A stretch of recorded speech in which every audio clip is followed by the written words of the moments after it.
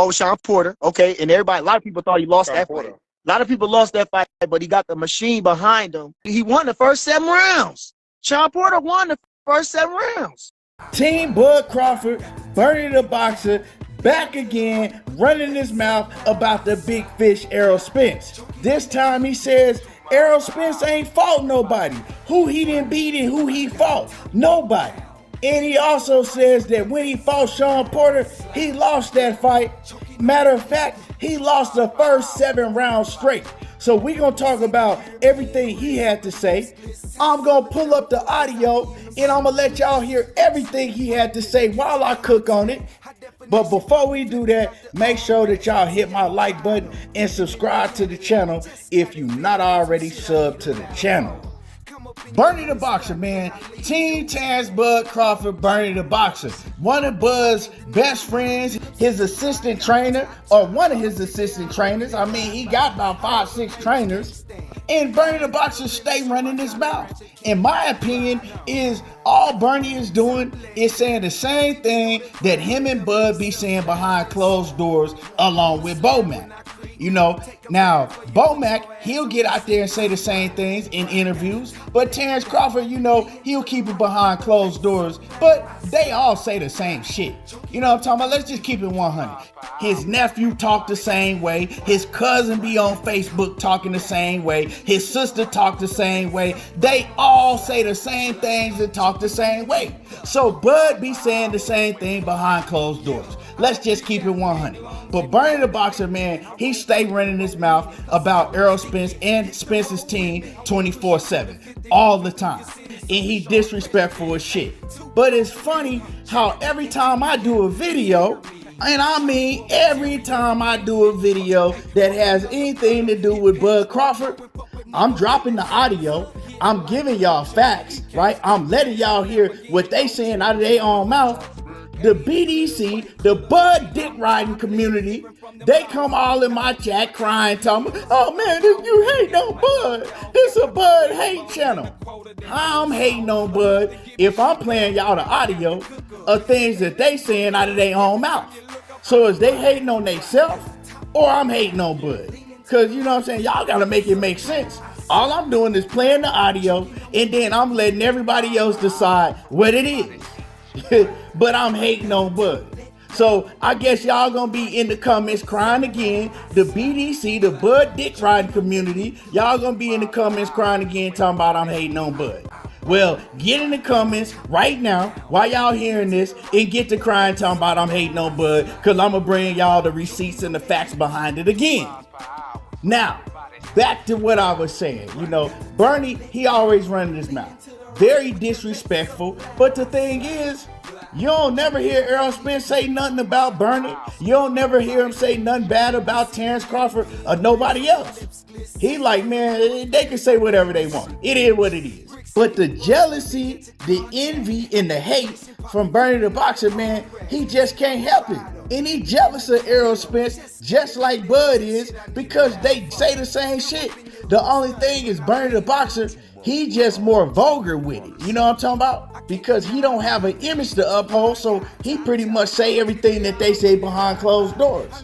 You know, like Terence Crawford will come on and he'll try to say things like, oh man, Errol Spence, man, when I fought Kell Brook, man, Kell Brook was this and that. But when Errol Spence fought Kell Brook, man, he had 2 broken eyes, he was weight drained, and then when I fought Shawn Porter, man, and he always doing stuff like that, trying to make it look like that his wins are so much greater than Errol Spence's, and he didn't fought the tough competition and all of that, right? When we know it's all a lie. It's 100% cap. And Bernie the Boxer does the same things. So I guess this time, Bernie, he called himself breaking down Errol Spence's resume. And he says that he ain't fought nobody. So what I'm going to do right here is I'm going to play y'all the audio. But while I'm playing the audio, I'm going to stop and we're going to cook on it. And I'm going to continue playing the audio so y'all can hear everything that he had to say. And I'm going to give my opinion on what he had to say. So let's go ahead and roll the tape and get to the audio. We going to try to make this guy the best we can make him, you know, depending on like I say, the Olympic class, everybody, the top guys, and I think he was a good fighter too. Like I say, I watched him in the Olympics too. He's a good fighter, but where do we put him? So, I think they strategically placed him right. That's why we didn't get the fight for so long. I think that, like they say, they've been prepping this guy for, trying to make him into a star, and that's just what they're trying to do. Again, the strategic things that they did, again, it was like, Let's stop right there. So basically, he taking all credit away from Errol Spence. He's saying that they strategically moved him the right way to make him a star. So that man didn't go in there and fight all of the top competition at 147 to make himself a star. So you mean to tell me that he didn't beat Kell Brook when nobody else wanted to F with Kell Brook? You mean to tell me that he didn't beat a prime Shawn Porter? You mean to tell me that he didn't beat Ugas right after he had dismantled Manny Pacquiao? He ain't do none of that, right? You mean to tell me that he didn't come off a 16-month layoff, almost losing his life in a horrendous car accident, no tune-up, and went in there and beat the brakes off of Danny Garcia more than anybody had ever done? He ain't do none of that, right? Okay, let's go ahead and continue to listen to Bernie the Boxer run his mouth. It was like, fighting with Mikey Garcia, who really should have been fighting Gamboa. Should have been fighting Lomachenko for the unification in lightweight. It's still fluff. You understand? It's not. He talking about Shawn Porter can't sell out a family cookout, but he wasn't gonna sell out a cookout if it wasn't for Mikey Garcia. So let's stop it right there. He talking about Mikey Garcia, right? And basically saying that Errol Spence, the plan was for Errol Spence to fight Mikey Garcia to try to make him a star. That's what he's saying, right? Now, first of all, that's cap right off the bat. The only reason Errol Spence fought Mikey Garcia because Mikey Garcia continued to call Errol Spence out. Right? At first, Errol Spence was like, man, ain't nobody thinking about no Mikey Garcia. I'm not fighting Mikey Garcia. Then Mikey Garcia kept talking about, oh, we see something. I know we can beat him. I know I can beat him. Then you had all of the same legends that's saying that Terence Crawford could beat Errol Spence. They got on board saying that they got Mikey Garcia beating Errol Spence. They see whatever Mikey Garcia see. That's the only reason he fought Mikey Garcia. Second off, this man is trying to say that Errol Spence wouldn't have sold out a cookout if it wasn't for Mikey Garcia. The only reason that he sold anything was because Mikey Garcia. Cap again. All they know how to do, 100% correct, is lie all the time. Now, Errol Spence had already proved that he could sell out stadiums when he did 15,000 in a Dallas Cowboys training facility against a no-name opponent, Carlos Ocampo. Nobody in boxing ever had heard of Carlos Ocampo, but Errol Spence, he was able to put 15,000 asses in the Dallas Cowboys training facility. When did Mikey Garcia ever sell out anything? When did Mikey Garcia ever do 15,000 anything, anywhere? Never. So all of that, oh man, it was because of Mikey Garcia, that's cap. And then what did Errol Spence continue to do after Mikey Garcia? Because if it was Mikey Garcia, Errol Spence wouldn't have never continued to do big pay-per-view numbers and sell out arenas. But he continued to do it after Mikey Garcia. Let's go ahead and continue playing the audio. So let's just break this down. Okay, Shawn Porter beat Devin Alexander, who was truly a 40-pounder. Never a dominant 47-pounder, which I love Devin Alexander. But Shawn Porter was a 65-pounder in the amateurs. Everybody knows that on the Olympic trials at 65. Devin Alexander was a 32-pounder. You understand? Was a 32-pounder. Like I say, nationally the smaller man. And Shawn Porter beat him for the title. That was it. Shawn Porter, he beat Devin, and he beat Danny Garcia. Who did, like I say, Shawn Porter beat at welterweight? Nobody. So let's stop it right there. So this man just shit all over Shawn Porter and said he ain't beat nobody at welterweight. Shawn Porter never beat nobody. That's crazy because the last time I checked, your boy Terence Crawford fought Shawn Porter way after Errol Spence already had whooped him. You know what I'm talking about? Fought Shawn Porter after Errol Spence had already whooped him. So that means that Bud Crawford sure ain't fought nobody if if Shawn Porter is the biggest name on his resume by far, and you just shit all over Shawn Porter saying that he ain't never beat nobody. I mean, need I say more? Let's go ahead and continue to roll the tape. Then you got Kell Brook. Okay, now you go with Errol Spence. You got Kell Brook. Kell Brook beat Shawn. That was his best win with Shawn Porter. Now, you got Kell Brook, of course, taking the money to go up there, fight Triple G, put on all that weight, and then he had to come back down. They didn't even let this man get in a tune-up fight or nothing before they went straight at him. You understand? Because he got the power behind him, the Al Heyman machine, and so they made him go right into losing weight to get back down to 47, and then he goes to this guy after his eye busted, no time to rest, no fight in between. Then he fights him tooth and nail, matter of fact. Tooth and nail, he went with Kell Brook. Tooth and nail, right? Once again, they lying again, y'all. This man said they didn't give Kell Brook no time to rest. They made him get right in there with Errol Spence with no rest time. I wasn't healed, and he was weight drained. Well, the last time I checked, I mean, everybody could go fact check this. Kell Brook, he took 9.5 months before he got in the ring with Errol Spence. 9.5 months. So how was he weight drained if he wasn't weight trained for Terence Crawford? Because as I recall, for Terence Crawford, he hadn't fought at the division for 3.5, almost 4 years. In those same 9 months that he stayed out for Errol Spence, resting and healing up, and then he got in the ring with Errol Spence. Well, 9 months before he fought Terence Crawford, he was walking around at 215 pounds. Oh, do y'all need to see the pictures? Okay, let me go ahead and put the pictures up so y'all can see it. Yeah, y'all see that? That was 9 months before he fought Terence Crawford.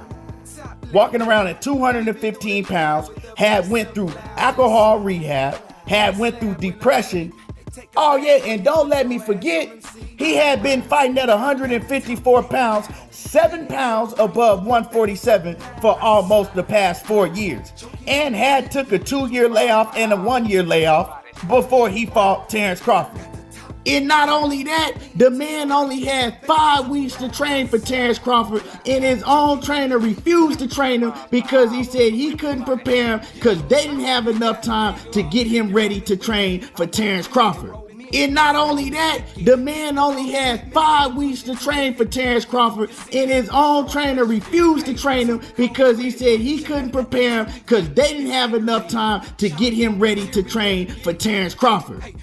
Yeah, that's him. Look at him. Look at him. Look at the picture. 215 pounds. But so you mean to tell me because he went up 12 pounds, right? That was like 12 pounds when he fought Triple G. He put on like 12 pounds, right? Had 9 months in between to get to 147. You mean to tell me that he wasn't weight drained when he fought Terence Crawford, weighing 215 pounds? You know what I'm saying? Having to go all the way down to 147. Oh yeah, and don't let me forget, you said his eye had a busted eye. Well, when he fought Terence Crawford, he had 2 broken eye sockets. How about that? These dudes is ridiculous, man. This shit easy. Let's go ahead and continue to play the audio. Wait, who he beat for the WBC title? WBC, Shawn Porter. Okay, and everybody, a lot of people thought he lost that fight. A lot of people lost that fight, but he got the machine behind him. He won the first 7 rounds. Shawn Porter won the first 7 rounds. Again, you know, it's a lot of propaganda going on, and I mean, you know what I'm saying? If anybody, you know, educate, you know what propaganda is. So we're going to stop it right there, you know. So he says that Shawn Porter won the first 7 rounds straight against Errol Spence. And the only reason that Errol Spence is where he's at right now is because it's a lot of propaganda going on, right? A lot of smoke and mirrors. Them putting Errol Spence in position to be where he's at. Now, first of all, man, if you say that he lost the first 7 rounds straight to Shawn Porter, you just a damn fool. You know what I'm saying?